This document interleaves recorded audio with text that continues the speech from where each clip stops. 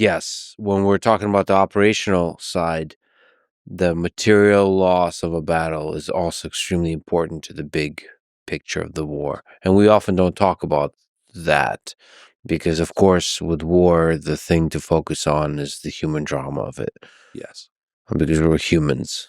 And I also think that what's interesting is the Nazi High Command's response to Stalingrad, which is not to go, we're screwed. It's to double down.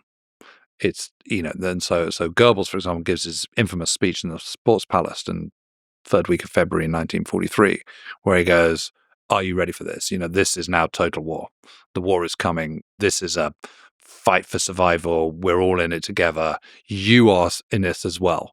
Every single one, every single German is now, this is a fight for survival. And we are now in total war. And everyone is just so depressed by this. I mean, they realize that they are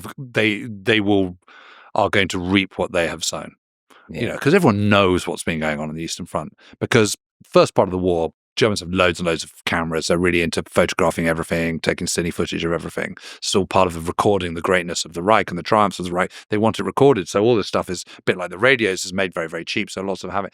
And people are sending it all back.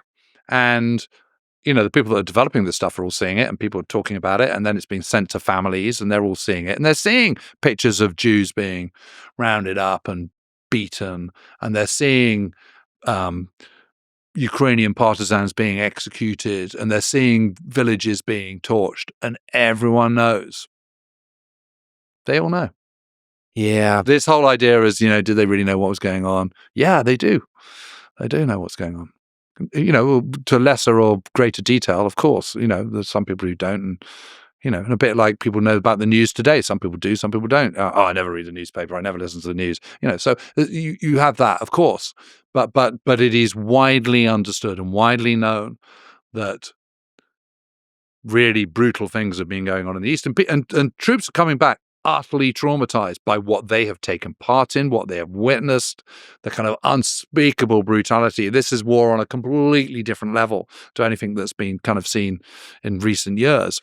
Yeah, we should mention that, the Western Front and the Eastern Front are very different in this regard. Yes. So a lot of the Holocaust by bullets, the Holocaust with the concentration camps and the extermination camps is not in Germany. It's not in the Western Front. It's in Poland. It's in the Soviet Union. Yeah, but don't forget that even Auschwitz, for example, is part of the new Reich. It is part of, it is part of an area which has been absorbed into Germany. So as far as they're concerned, this has now got, it's now no longer got the Polish name. It's now called Auschwitz, which is a German name. It is part of Germany. And there are German people moving there into this, Air Comma model town. And they all know exactly what's going on. Yeah, you, by the way, have a nice podcast series of 4 episodes on Auschwitz, the evolution of the dream world town that becomes a camp, a work camp, then becomes an extermination camp. And a big Buna factory for IG Farben, which never produces a single bit of rubber.